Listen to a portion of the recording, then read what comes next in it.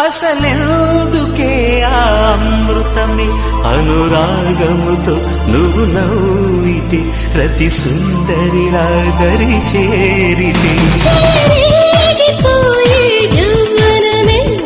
కోరికతో మాట్లాడితే కొస చూపులతో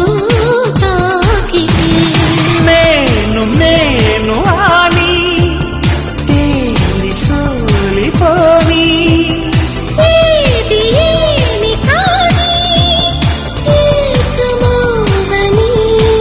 రామరి నా చెలి ఓ ప్రేమ హృదయ వీణని